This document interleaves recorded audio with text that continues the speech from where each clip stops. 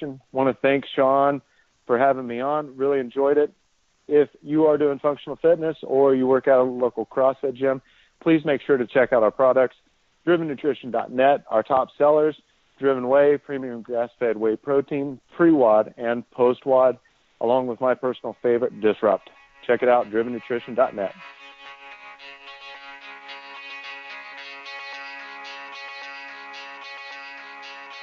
Into SuppTalk Radio. So today's a little different for us. We won't be talking the traditional pre-workouts, BCAAs, and thermogenics. Today we'll be talking bars. Gluten-free, lactose-free, and all natural. But here's the thing, there's a secret sauce in these bars that we'll be talking about here shortly. So I'm excited. It's a new type of show. And hopefully you guys will enjoy our listener, and we'll kind of jump into it. So in my long-windedness, I would like to introduce Dave Baugh, CEO of Lithic Nutrition. Dave, welcome to the show. Hey, thanks for having me, Sean. Good to be here. Well, again, we appreciate your time. How's life out there in beautiful Colorado? It's good. Spring is popping in here, and things are starting to bloom, and everyone's got their allergy problems. Have you guys had an unusually long winter, or have you guys been pretty good with bringing in the season? I think it's actually been a little bit early this year. I think we're about 3 weeks early, so I think everyone's kind of ready to get into the spring and summer mood. Because I'm up here in the Northeast in Massachusetts, and it's been in the 30s. Today's the first day it's about 50, but it's been in the 30s, so it's kind of the running joke that I think we're going to go from winter straight to summer here, but we'd love to see some spring. Amen to that. So, Dave, tell me a little bit more about your background in the company, and then we'll kind of go into that secret sauce I mentioned earlier.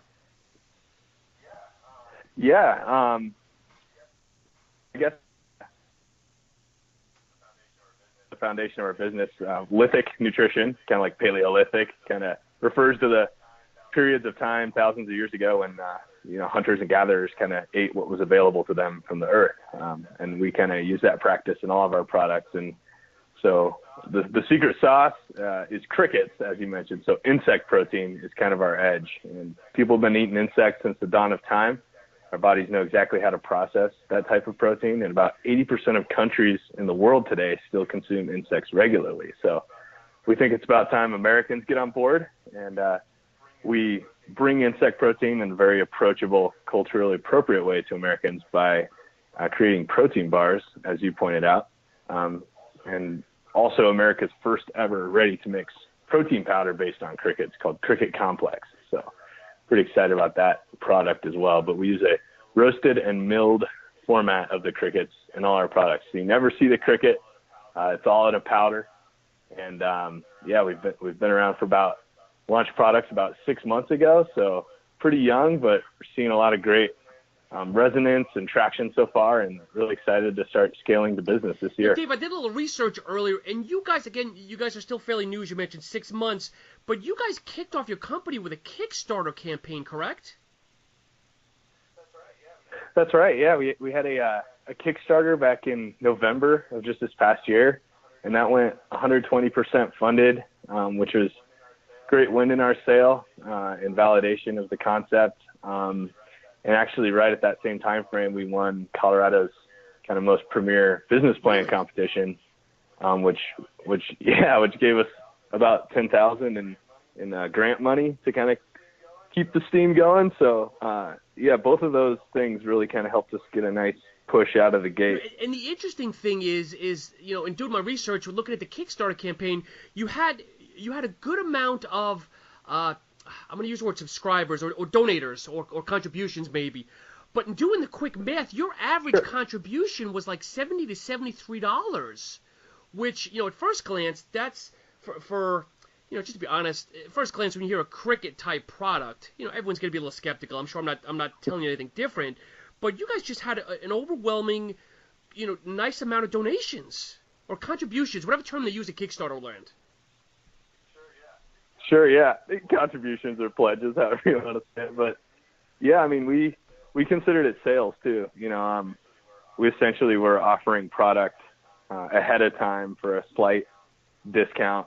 And once, we made that Kickstarter goal, we had the actual capital to start buying raw materials and producing product and branded packaging and things like that. But it was really great to see the concept resonating with people all over the U.S. I think we had a few international contributors as well, which was really cool. And, it started with family and friends, but we just had a lot of great support from kind of those circles to reach out into new circles and kind of just bring the project to light. And since then, I think there's actually been 3 or 4 other cricket-based Kickstarters. So it's definitely catching attention. Now, Dave, we don't have to go into the scientific standpoint of it, because we want to keep it kind of in layman's terms.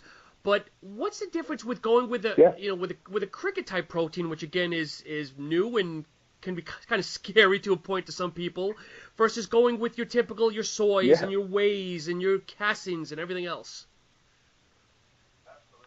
Absolutely. Well, I mean, obviously, your educated listener base here knows kind of the cons of soy protein, so I won't bore you with that. But so I guess some of the pros I'll just talk about of cricket is an amino acid complete protein, so you have everything you need there for protein synthesis.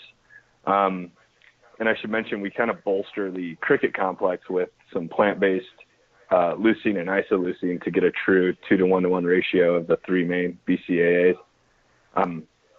Micronutrient scale, it has more calcium than milk, more iron per gram than spinach, and more B12 and omega-3s than salmon. So, yeah, this is kind of when, we had the aha moment a few years ago saying, wow, this is a true superfood, and how can we make this approachable?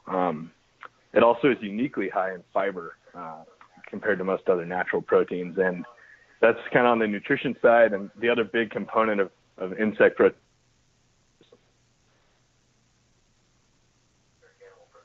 animal protein in the world, and most other plant proteins too, because of the water input needed. It's a fraction. United Nations, a lot of other entities have formally endorsed insect protein as kind of the savior sustainable protein for our global population in the coming decade. Now, Dave, when I don't know milligram, but do they use the full cricket? I mean, are you using the thorax and the head and the legs, or what do they use? Yeah, it's essentially the entire cricket. There is a tumbling process in the processing after the crickets are ready for harvest that does break off a lot of the wings and legs, which are very high in chitin and kind of a little bit more difficult to grind up into a flour. But it's basically the whole cricket, and the most of the fiber component actually comes from the exoskeleton of the cricket. So it's something we want to keep, and adds a lot of nutritional value. And Dave, I can't remember if maybe it was an email or one of our previous conversations. Were you in the military, or how'd you get introduced to this again? Yeah, that's kind of part of the big story of how we got started. But I was an active duty Marine officer for just under 6 years, and spent 3 of those years deployed all over Southeast Asia and the Pacific region, and got to experience several different cultures. And one thing I guess we noticed going around all these places was the common theme of people ate bugs. And at first that seemed kind of weird, but outside of a jungle survival training component, we would see insects on every street, for people buying them by the bulk to cook meals with. And it kind of dawned on me that, wow, this is a norm here. And why don't we do this back home? And kind of started learning about the reasons people eat it most all over the world, outside of America and Europe. And, the sustainability, the ease of production, the really, really high nutritional components, it just made sense. So that's when we kind of started digging in with my twin brother, Lars, of, hey, maybe there's a way to do this in America. And at the time, a couple other companies had started exploring it, but we're among the very few that are kind of on the first wave of really trying to bring this protein revolution to America. So Dave, when you were overseas, and again, I'm sure you hear this a million times, but thank you as always for your service and what you do for the country. But when you were overseas, I mean, you obviously observed people eating bugs and crickets and whatnot. So did somebody just walk up to you and say, "Here, try this," like a chocolate bar, or did you just kind of go on your own and say, you know what, I'm going with that? Yeah, absolutely. Definitely not a chocolate bar. It was pretty, the norm over there wasn't to create it into a product that was more approachable or retail facing. They basically just roasted or fried up whole insects, and then it's offered. You know what I mean? So a little bit more creepy crawly, I guess, or a little bit more of a freak out factor over there in those Asian countries. But cross training with the host nation militaries, whether it was the Thai or the Malaysian Marines, or where we would have a jungle survival where they would say, hey, you can eat this or don't eat. But in every one they would say, hey, if you need protein, grab some of these, and they'd show us all the different insects, and we'd roast them up over a fire, and we'd all kind of put some salt on them and partake. So it was definitely an experience. But it was not in a bar. It was not fancy in any way, like for retail, but so it's kind of in its raw form. Dave, I'm going to ask you a weird question here. When you were overseas, besides crickets, what else have you ingested, or do I want to know? Or do we want to know, I should say, the listeners? Oh, man. Well, as far as, I guess, arthropods and arachnids and things like that, tarantulas, scorpions, there were, like, praying mantis, trying to think of some other, locusts and grasshoppers and crickets, I guess, round out kind of the crawling insect categories. But there's a lot of weird stuff. I mean, in the Philippines, they got this stuff called balut, where it's kind of like a mostly grown duck inside of an egg, and you eat that. And there's all kinds of weird You're like things. the young version of, and I think his name is Andrew Zimmerman, the older bald gentleman that goes around all these different countries and eats just these absolute outrageous stuff. Yeah, it was definitely kind of whether we liked it or not. We were getting a taste of culture wherever we went. You didn't want to be disrespectful, so some local would offer you something when we were up in the sticks somewhere on a hill. And you'd say, okay, I'll try this, and I'm gonna try everything once kind of guy. So it was more fun and adventurous to me than freaky or gross. So since this is kind of picking up speed, and again, we talked about this previously off air, that I know there was a different company that was on Shark Tank, and you're a big, I guess, user of cricket powder, and again, some people are seeming to be more adopters.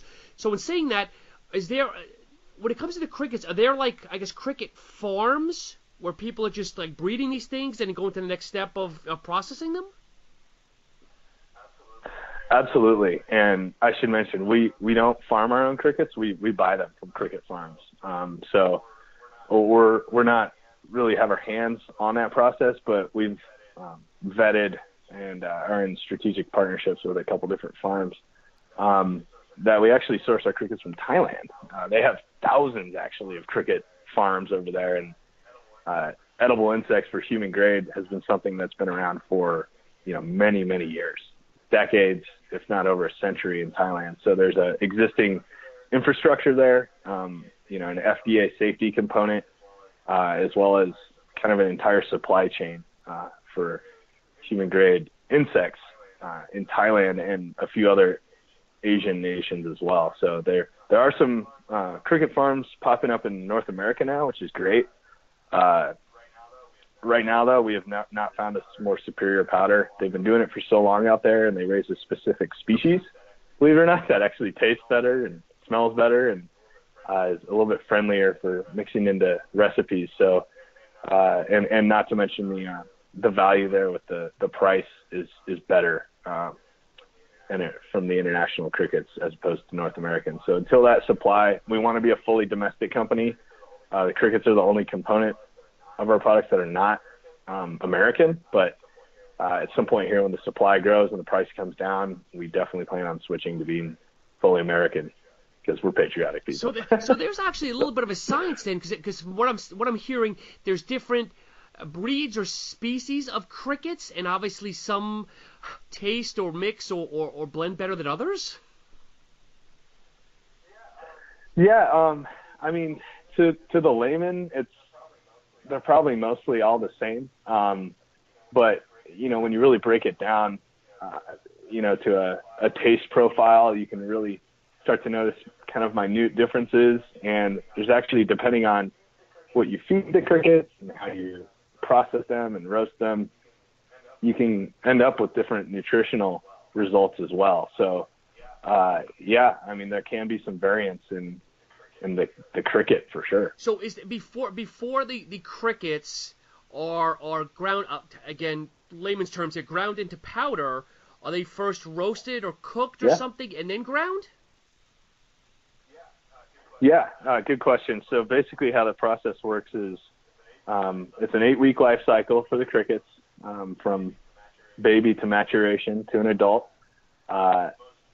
Most farms freeze the crickets to basically kill them and put them to sleep.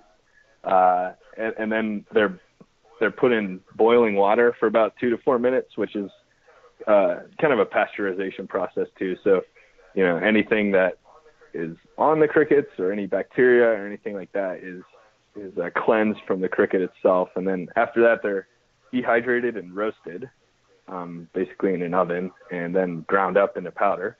And then that powder is lab tested, safety tested, water activity tested. It's essentially a shelf-stable flour, if you want to think of it that way.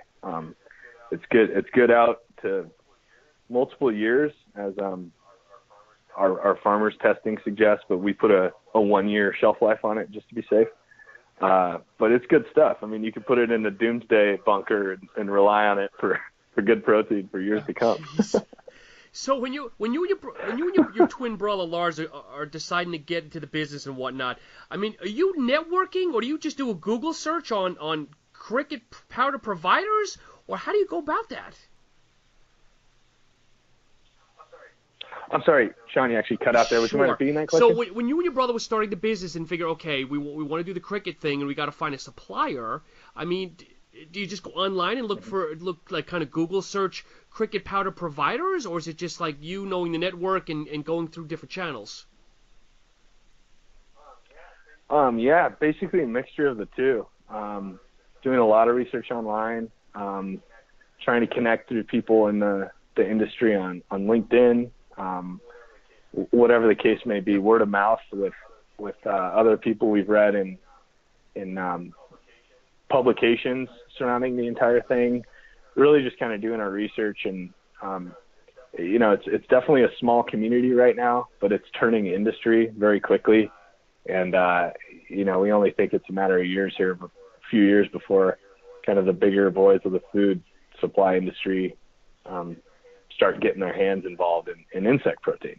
Interesting. So when it comes to your demographic specific outlet, I mean, obviously you're gluten free and you're lactose free, but when it comes to maybe more the trainers, the athletes, more the warriors a little bit, are you finding a certain trend or a certain area that the markets are selling to better than others? Yeah, we definitely find the most resonance with our nutritionally conscious athletes. So a lot of those are kind of the paleo athletes, like our CrossFitters and that sort of crowd, even just the outdoor enthusiasts, hikers, or whatever the case may be, rock climbers.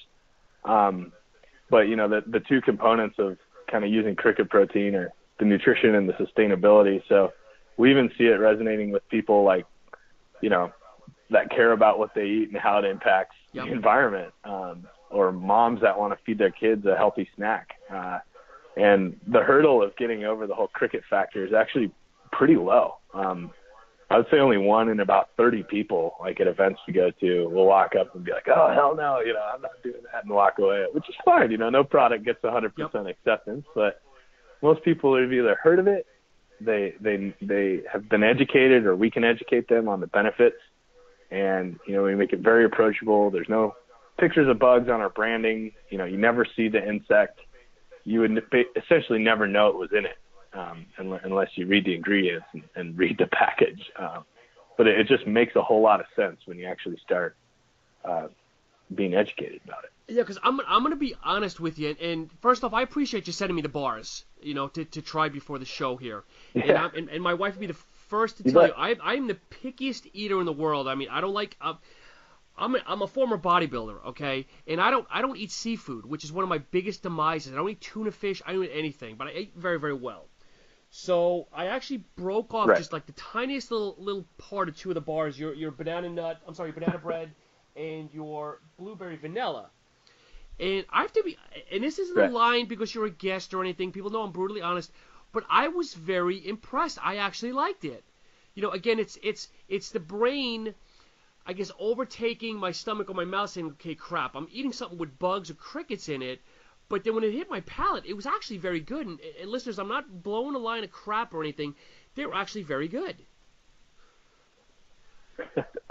Yeah, I'm glad to hear that. I mean, I think we went through over 25 iterations of recipe development before we landed on those three flavors that we were ready to introduce to people, because I mean, you only get one chance to prove crickets taste good to people. So we wanted to get it right. And I'm really glad to hear that feedback from you. And that's a common theme we hear from most people. And it's simple. I'm sure you saw the ingredient list. There's 6 to 8 ingredients in each bar, and you can pronounce everything except for maybe the species name of the cricket.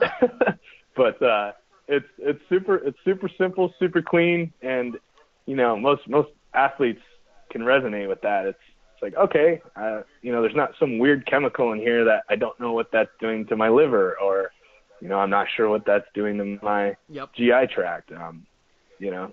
It's super easy, understandable, simple stuff. So now for the listeners, there's no there's no chocolate coating on it. There's no coating on it per se. So in saying that, are these kind of heat stable if someone's rock climbing or out running or something? Are these safe for the heat, or should they still be kept at kind of a normal temperature or lower temperature?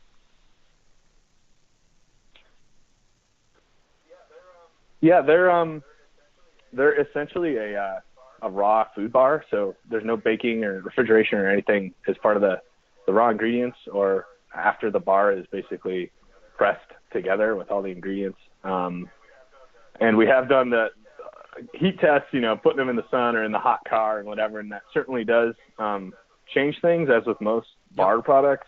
Some of the oils will come out from the almond butter and the almond oil there, or the bar might get a little bit more squishy, but it's good to go. So we certainly recommend cool, dry place, but we've done the backpack test up on the mountain, and they're fine. A bunch of skiers use our bars up there. They're fine up there too. So the cold test, but yeah, they're easy. So you don't have to worry about like chocolate coating, chocolate mess all over the place like a candy bar or anything like that, for sure. Dave, since you mentioned this, just a handful of ingredients, which is great, keeping it very on the natural side. Why don't you just quickly rattle off some of the ingredients that are in the bars?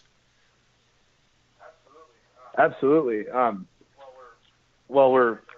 should mention we're kind of going through a reformat too, which will make cricket the primary ingredient in all of our bars, which is really cool. But for now, our kind of 1.0 bars they're almonds, dates, cricket, either the natural fruit, or the dark chocolate that we use, which is a 70% dark chocolate, all natural plant-based flavor or concentrates to bring out some of those fruit or chocolate flavors a little bit more, and sea salt. So, and honey, but it's pretty easy ingredient list. So I should mention too, if you don't bring it up, or no, I'm jumping the gun here, but the sugars on our bars the sugars on our bar right now are from 14 to 16 grams, which is a little high, and that's all coming from the fruit or the dates, which we use mostly as the binder in the bar. But our next iteration of bars here, which will debut in May, all have 9 grams of sugar in them. So we're bringing that way down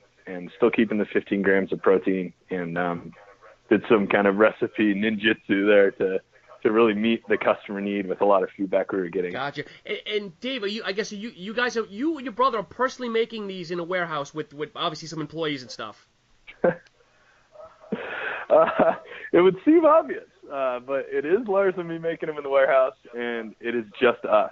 So we are over there a lot, dealing with the manufacturing and production right now. The good news is we are moving into contract manufacturing here very, very soon. And so those bars will be made at a much higher volume on fancy large-scale equipment for us, and we can really begin to scale the business and start offering bars on all different kinds of online channels, as well as really start building our retail audience here in Denver is where we'd like to start. We already have a few gyms on board that retail our bars at the checkout counter, whatever it may be. But, these last 6 months have mostly just been kind of the proof of concept.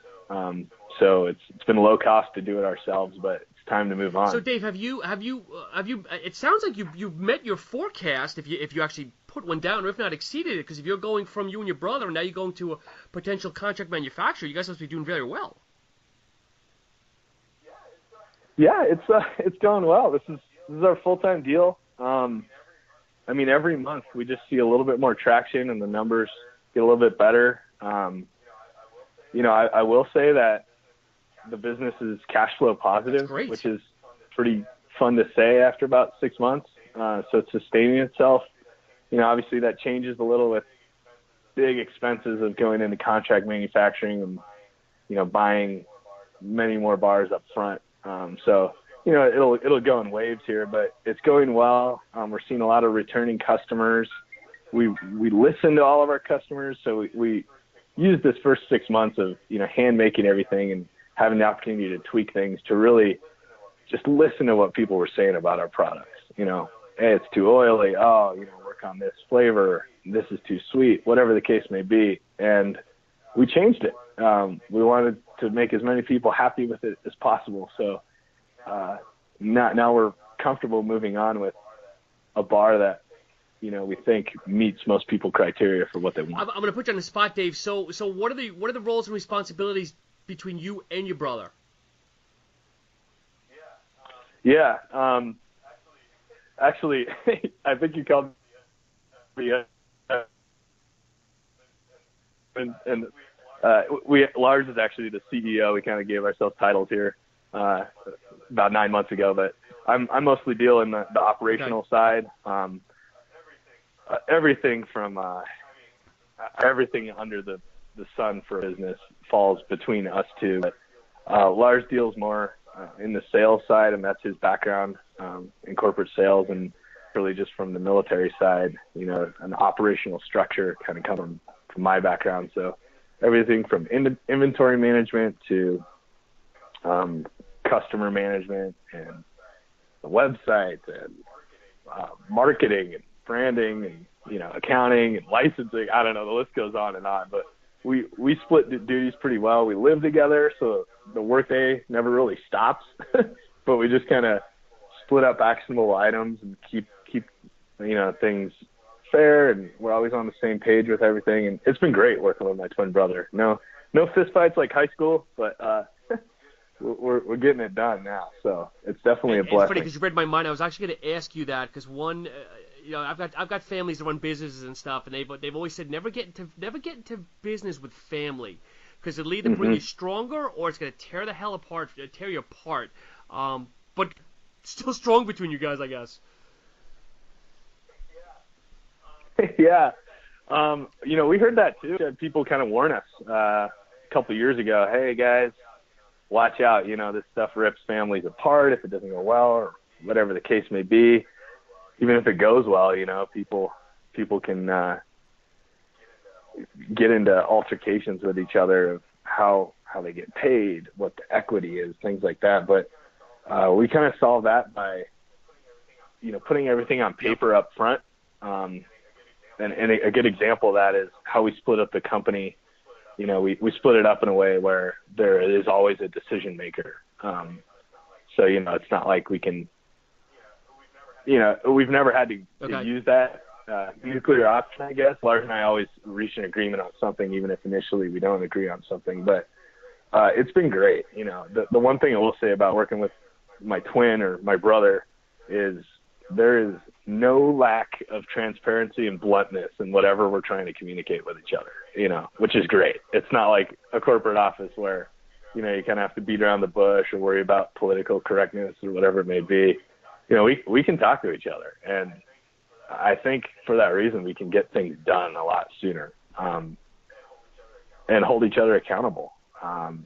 So it's been great. And it's also just a lot of fun. You know, we grew up together, split up for about a decade, and now we're back together under one roof. And yeah, you know, we're kind of like best friends and business partners, and there's a whole level of trust there that I think is just innate with family or brothers or twins or however you want to put that. And we leverage all those things. And as you mentioned earlier, I'm sure there's going to be days where you guys are butting heads. Is mom and dad able to stay out of it, or they try to insert themselves when necessary? Because, of course, you guys are their kids.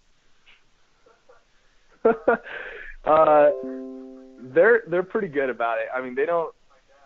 My dad especially, he was a very successful wholesaler in the lumber business and has been retired for a number of years. But I mean, he never butts in really unless we ask for advice or his thoughts on something, which is great. You know, he's letting us do this thing on our own, and but has been a tremendous resource when we want to ping something off him for help. And so yeah, Lars and I really hash out everything between ourselves, and unless you know, there's a business decision to be made, we can either go to our board of advisors, or you know, our father really has a lot of good insight there too. And so yeah, we figured it out in a civil way. So you mentioned obviously some reformulation of the bars, you know, not too far down the road. What's next for products with you guys? Mm-hmm. Good question. Outside of the bar redo, the Cricket Complex protein powder is actually going through a 2.0 as well. The primary version that we're selling currently has egg white protein, beef protein isolate, whey, and casein protein in it, and those offer a tremendous amount of great amino bioavailability as well as digestion rates for a higher net protein utilization. But we've decided that we're actually kind of going the route of plant-based proteins to combine with the Cricket, because it resonates and kind of jives a little bit better with our sustainability ethos of the business. So that will be the 2.0, and it addresses a lot of the concerns our customers came back with the milk-based proteins as well, being hard on their GI tract or whatever the case. So big change there with the Cricket Complex. And then in the future, we're looking at a lot of different things, and it's pretty exciting with different mixes like pancake mixes, brownie mixes, cookie mixes that have Cricket protein integrated in there. So it's an easy way to add a nice pure paleo protein boost to a little baking recipe there. We're also looking at integrating, I'm actually not sure how much I can talk about this yet, but some really cool on-the-go, I guess, products I can say for triathletes and endurance athletes. Yeah, so the product line is kind of limitless with our creativity. So we're kind of focusing on the core products right now, but by the end of the year here, we should have some really cool other things going on. Definite first to market kind of thing. David, I know you guys are still, you know, I'm gonna use the word infancy, but have you guys looked at the bigger plan, 3 to 5 years? Do you want to be like the main Cricket people, obviously, when it comes to nutritional products, or do you guys eventually maybe want to sell for millions and walk away rich? Yeah, good question. It's definitely our baby, and we are in its infancy. But yeah, the plan is to grow it as much as we can, as fast as we can, but without, you know, giving away the farm, so to speak. We've been very deliberate and careful about growth opportunities and investment opportunity with the business, but obviously don't want to limit the growth of the company. So we'll honestly, we'll see what happens. There's a few different projections and tracks it could go down. Ultimately, though, we want to remain part of the business always and help, you know, just continue to drive the ethos and the responsibility of the business that we're building. We're, you know, trying to get B Corp certified, which is essentially holds the business accountable through written policy for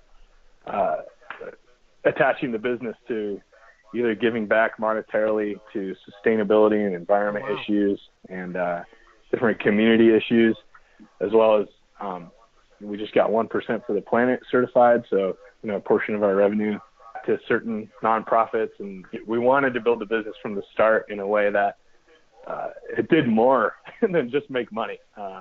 and we feel that concept is beginning to resonate, certainly with people more our age. But people's purchasing habits are changing all over America, where it's they don't just want the cheapest option or whatever the case may be anymore. They say, okay, I want this because it's quality, but also, what does this business stand for? And that's the way we wanted to create something that might end up having a legacy with Lithic. So we definitely still want to have a say whatever happens 5, 6, 10 years from now. Dave, you used the word age just a minute or two ago, and let me ask you, have you been able to target an age group that seems to be the biggest percentage of your buyers? Yeah, it's our millennials, so it's 18 to 35. Believe it or not, just slightly the majority of our customers are women, which is cool.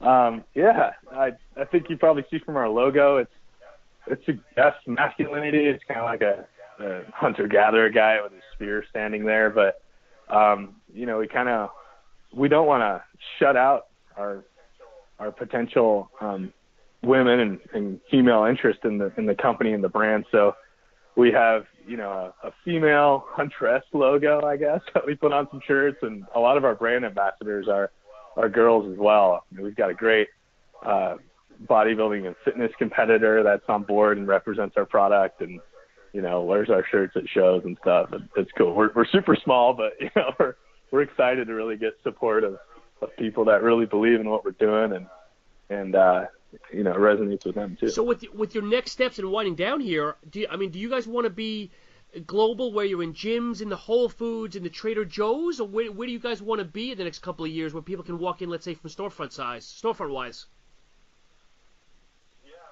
Yeah, the primary strategy right now is mostly online growth. It's just a lot cheaper for a small business to do, but ultimately amazing to be in retail grocers or in like the Whole Foods or natural grocers, like you say. And we just really need to kind of prove the concept online with, a lot of people and distributors of online retail businesses before we can walk into somewhere like a Whole Foods and say, hey, this works, it's selling, and kind of take the whole skepticism out of it with real hard, good data. So that's going to take a few years, but ultimately, yeah, we'd love to say, yeah, grab one at Whole Foods, or whatever the case may be. And obviously you have to have enough cash, and sometimes people forget this, you have to have enough cash to back up the purchase orders. If a company walks in and says, look, we want 50,000 boxes or whatever it may be, if you're going to be able to supply that. Some people forget that. Obviously you guys are smart, I can tell from just talking with you, but some people always forget that as well, coming out in, wherever, in Gold's Gym or Trader Joe's, and because you can't back up the inventory at the moment. You're absolutely right, and that's honestly why a lot of small businesses end up failing. Is they're either too afraid to say no to a big PO like that, or their current capability can't handle that volume. So, like I mentioned with our self-manufacturing model right now, we've had interest of larger orders like that. And we've had to say no, which hurts, but it's the right thing to do, until we're ready to support something like that. And there's just a lot of different, very deliberate, careful decisions need to be made, especially in this early stage. And as you aptly pointed out, with working capital and being able to just have the money available to fund those types of growth opportunities. So all kinds of strategic craziness going on, but ultimately, being careful and slow, we've found, has been to our advantage. Well, Dave, I've enjoyed our conversation this far, and again, this is definitely one of the most interesting shows that we're going to have. Is there anything else that maybe we haven't covered that you want to let the listeners know? Geez. Well, let's see. Yeah, the big thing for us would be we're looking at launching our Amazon channel here in about 2 months, and that would be the easiest way for someone to find us and try us out. And we're just really happy and enthusiastic for anybody that wants to try our products, and we do everything we can to attach ourselves and any personal touch to any order that comes through to us. So we value our customers, especially the ones that are curious or willing to try us at the very start. And we'd be honored and really excited to have you jump on board the cricket train, for lack of a better pun, and just keep an open mind and give insect protein a shot, because right now it may seem weird, but I can guarantee you in the next 5 to 8 years, this will be normalized. Just like when sushi came in the early 70s, nobody was eating raw fish. Everybody thought it was crazy.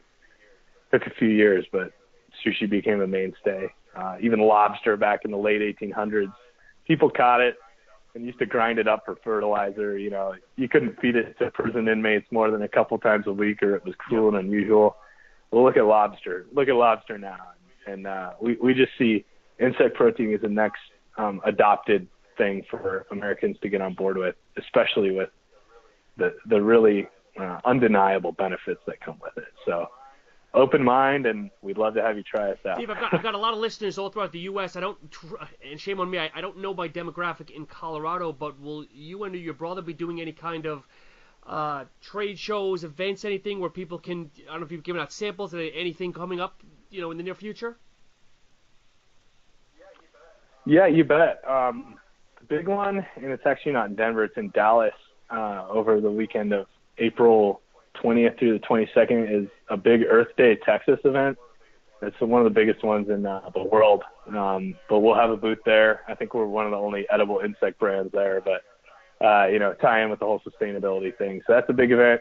But just here around Denver, we're kind of always going around, whether it's at farmers markets or athletic events, whatever the case. But we've got a good blog on our website and an events page and great social media platforms. But we'll kind of always announce, where we'll be if you ever want to come check us out and we're in your area. Dave, since you brought that up, why don't you tell the listeners, what the best way to learn about the products and how they can follow you guys? Yeah, absolutely. Best way would be our website, which is lithicnutrition.com. And then our social media channels, I think our biggest one is Instagram at Lithic Nutrition, and Facebook as well. We'd love to have you follow us, and I think we've got a few coupons available on each of those platforms, and easy way to give it a shot. And for you folks, if you follow on Instagram, and just to explain, it's Lithic as in cat. Dave, I want to put you on the spot. On Instagram, there's somebody in, I don't know if it's your warehouse or your kitchen, who's doing the Irish jig in one of the videos on Instagram? That was me. Yeah, sometimes late at night from the lack of sleep, making bars, we can get a little bit silly. So, yeah, definitely throw an Irish jig in there now and then when we wrap up a big batch. It's a lot of work. No, I know. You got to get the juices flowing.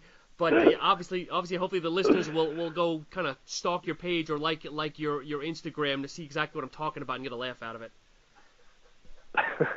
Or then again, I wasn't sure, maybe you had crickets in your pants or something, but then again. Oh, yeah. Yeah. Good thing. They always come to our warehouse in a powder, so we don't have to worry about that. But, every now and then we'll be walking around the yard or whatever, or someone will point out, like, hey, there's a cricket. And I go, ooh, nickel. There's a nickel down there, That's got to be – I could just imagine if you and your brother see them and figure, okay, do we want to bring them in? But anyway, I'm not going to go down there because I'm going to open up some liability between both of us.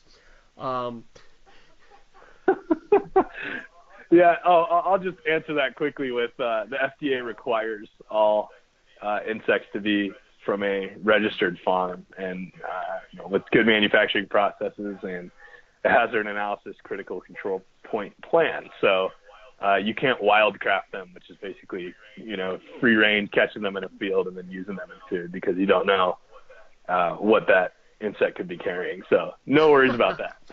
Well, hey, my friend, I want to thank you personally for taking time out today. I'll give a quick shout out to your brother Lars because hopefully he'll listen to the show, and let me apologize to him personally. Oh, for sure. I realize now that you're the CEO, Lars, so I've got brothers and sisters, so I want to obviously set the record straight. But again, Dave, I can't thank you enough on behalf of myself and the listener, and looking forward to your upward trajectory. Yeah, well, thanks so much for having us and giving us the opportunity to share our vision with your listeners. And I hope some of you come down and try it out. We'd be honored to have you. And once again, folks, the website for the company is Lithic, Lithic, nutrition.com. Definitely give them a look. As I mentioned earlier, first glance, it's a little, I don't want to be disrespectful, a little off-putting, but I got to be honest, though, the bars are actually really good if you can overlook the crickets. But anyway, folks. Amen. Well, thanks so much for No, go ahead, Dave. Sorry, go ahead. I was just going to thank you again for having us. And, what a great opportunity to shed some light on a good, transparent protein that we think everyone can try. Don't worry, it's not going to jump at you. You're not going to notice anything in there that's going to freak you out. Just look at the nutritional panel, and I'm sure you'll identify with it. Perfect. Well, again, listeners, thank you so much for chiming in, or I should say tuning in. Let me rephrase that. As always, you can find us on iTunes, Podcast Garden, Stitcher Radio, as well as YouTube. Be sure to follow us on Facebook.com/SuppTalk. Would love to hear from you guys on some of our listeners, the products, some of the new additions to our episodes. Again, thank you so much, and have a great rest of the week. And as always, welcome back to the Stacked Supplement Minute. I am always joined by my world international traveling friend, Shane Smith of Stacked.com. Shane, how you been, buddy? Good, thanks. How's it with you? No complaints. You've been busy overseas. What's new and exciting?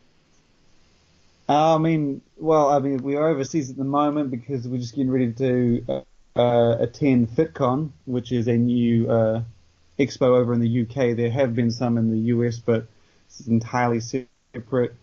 But we have been keeping up with all the US news as well as everywhere else. Some of the biggest stories that we came across. Tech is, everyone knows, the world internationally brand. They're actually getting ready to launch another snack with Tech Protein Crunch chips. They've been on kind of a run of snacks. So over the past year or so, they did the Mission 1 protein bar, and they did the Tech Crunch protein bar. They just dropped the protein cookie, and now they're doing protein chips. Oh, wow. The only thing, we don't really have all the details at the moment, but from what I know, they're kind of small bags, or at least from the pictures. Each one will have 11 grams of protein with around 108 calories, so kind of on the level of a protein bar, as protein bars kind of have 20 to 24 and around that 230 calorie mark. The only catch with this one is that when it does launch, and when we actually confirm this, a lot of people are kind of curious. Tech isn't actually launching this in America or Canada. It's going to be available in the UK, Europe, pretty much everywhere else from my understanding, and this isn't something we knew until the end. Another piece of news was from Redcon, Aaron Singerman's brand, who launched it was August, September last year. They've been on a massive streak as of late. They're doing tons of new products. They had a Silencer, Halo. I think their most recently released one was the GDA RPG, and now they've confirmed another two, which are coming out. I believe they're coming out this month, between now and the end of the month sometime. And it's a product called Tango, and then a product called MRE. And Tango is a creatine formula, but obviously being from Redcon, it's not just creatine. They've put together a mix of different creatines, as well as betaine anhydrous and taurine. So it's kind of a complex type creatine mixture. And MRE is a kind of a whole food meal replacement formula along the lines of Rich Piana's famous Real Food. And it's got a mix of just basically whole foods for its protein, carbs, and fat. But one of the most interesting additions is in this one, while its carbs are kind of, we'd seen them all before. It's got yams and sweet potatoes and stuff like that. Its protein is the kind of most unique thing about it, because it has 47 grams of protein per serving, which comes from beef isolate, which is not too rare, but it also comes from salmon protein, chicken protein, egg, brown rice, and pea. And the salmon and the chicken protein are very different. I've seen chicken protein before. It's quite oftenly used in Europe, but I don't think I'd seen chicken protein in the US before in a major brand's product, alone salmon protein. And those two proteins are both high up on the list on the label, which means that there's more chicken and salmon protein in this one. This is another international one, an international product from Scivation, and the news on this one spread pretty quickly initially because it's a new Scivation protein called ISO-XT, and it's the first new release that we've seen since Scivation was acquired by Cellucor's parent company, Nutrabolt. And it's basically just a straightforward whey protein isolate from what we understand.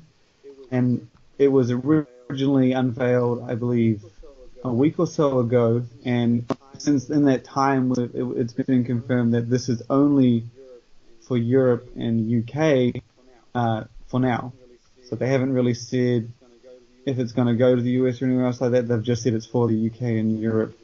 Who knows? It could eventually go other places. And while we're staying in the European and UK area, we did a review on a product that actually just came out from a European company. And I would suggest if you are in the US and Canada and stuff like that, and you do see products overseas, check on Amazon, because a lot of these European brands do sell on Amazon and they do ship to a lot of other countries. Some of the products are pretty bad because of the regulations, but then some of them kind of push the limits like they do here in the US. But the Evil is a new product that just came out in Europe. It's from a company called GN Labs, and it's powered by DMAJ, which is, I would say, the best stimulant that I've seen since DMAA from back in the day, and it kind of has a unique formula. It's got a couple of stems. It's got citrulline, hydromax glycerol, and we kind of got it because it looked like it had a pretty good dose. And we bought this when it was launched at FIBO a couple of weeks ago. We recently reviewed it, and it's easily one of the best pre-workouts out there. I would say there are only a handful better than it, and that's quite big because, like I said, the European manufacturers, they have a lot of regulations, and there's a lot of ingredients that they can't use that are quite common in the US, such as yohimbine, agmatine, and this one is extremely powerful, and it's not exactly like I would say something that gives you like an energy boost or something like that. The thing that this does really well is it gives you in crazy focus. It has a bit of a kick at the start, but it just puts you in the zone right from the start. The energy kind of fades out once after it kicks in, but the focus is just next level, and it has this kind of performance enhancing ability that it's hard to kind of explain, but we best describe it by when you do like intense sets like squats, heavy squats, 7 to 10 reps, take maybe 30 to 60 seconds rest between each one, and you just go, and you're pushing heavy weight. In that time where you take that rest, it's sort of the pre-workout, it kind of like, it enhances the recovery between the sets, if that makes sense. It just speeds it up crazy quick. And when you finish the set, you're exhausted and you're puffing, but then in like 30 seconds, it's gone, and you're almost ready to go like 100%, and your performance will reflect that. Like you'll do the same reps, if not more, and it's very impressive, and it's a crazy feeling when you use it. And I mean, there are only like 2 pre-workouts we've had that have similar kind of effect, but yeah, it's definitely one to try if you can can find it in Europe, in the UK. It's called the Evil. It's kind of a hard name to Google, but they do ship to a lot of different places from their area. And one last story I have, and this kind of went big, and this is another international one, but the reason I bring this one up is because a lot of US people have been asking why this brand hasn't bought all of its products to the US. And so basically the candy company Mars, last year or maybe a little after, they launched a protein bar, or a Mars protein bar and a Snickers protein bar. And they're essentially designed to kind of mimic the candy bars that they're named after, with a good dose of protein in them, a little better on calories and stuff like that. And over the past year, those things have just been going off, apparently. They do have a protein RTD as well, with the Snickers and a Mars RTD. And then at the start of this year, they launched a Bounty protein bar, which is the chocolate coconut candy bar. But the big news that came out this week is that the company's doing a Mars protein powder. It's the first protein powder from the company. And apparently, like, one thing that kind of doesn't work too well, or I don't think works that well, is that the Mars protein bars and the Snicker protein bars, their calories, like, they've tried to bridge the gap from candy to protein and kind of meet in the middle. And they haven't done that with the Mars protein powder, because when we put it out there, the first thing people were saying is like, oh great, a Mars protein powder is probably loaded with sugar, but that's not actually the case. They've apparently made this taste like Mars bars, with chocolate and caramel, but it only has like 2 grams of sugar per serving. Yeah, and that's kind of the crazy thing, and like everybody's been kind of saying, it's probably sugar loaded, but it's not. And so it'll be interesting to see how this thing tastes. But again, it's only for the UK and Europe at the moment, but a lot of the reactions coming from the US.